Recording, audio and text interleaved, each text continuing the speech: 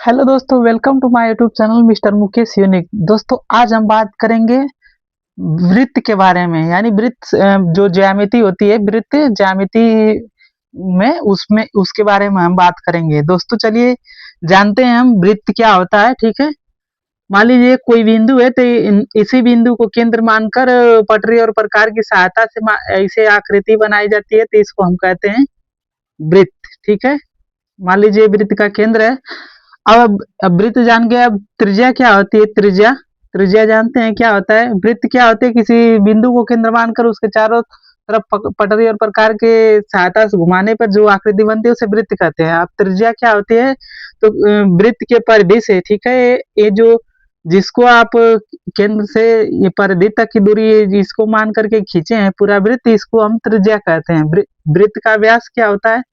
व्यास दोस्तों, तो व्यास परिधि को परिधि से मिलाने वाली सबसे बड़ी रेखा जो केंद्र से होकर जाती है उसे हम व्यास कहते हैं। तो परिधि देखिए, यहाँ से परिधि से इस केंद्र से तक और केंद्र से फिर परिधि तक जाने वाली सीधी रेखा व्यास कहलाती है। ठीक है, तो परिधि से परिधि तक जो केंद्र से होकर जाती है उसे व्यास कहते हैं। अब जीवा क्या होती है? जीवा जीवा परिधि से, सिर्फ परिधि से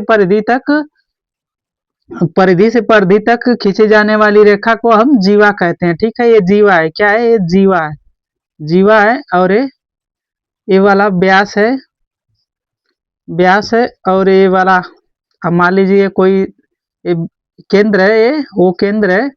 अब यहाँ से मान लीजिए कोई ऐसे रेखा ऐसे खींच जाए, तो ये क्या है? त्रिज्या है। ठीक है, इसको आर से लिखते हैं, त्रिज्या को आर से लिखते हैं। तो अब क्या आप जानते हैं कि सबसे बड़ी जीवा क्या होती है? दोस्तों, व्यास सबसे बड़ी जीवा होती है। व्यास यानी केंद्र, ये सबसे बड़ी जीवा है। ठीक है, तो व्यास भी एक जीवा है, इतना याद रखेंगे। व्यास क्या है? व्यास एक जीवा है।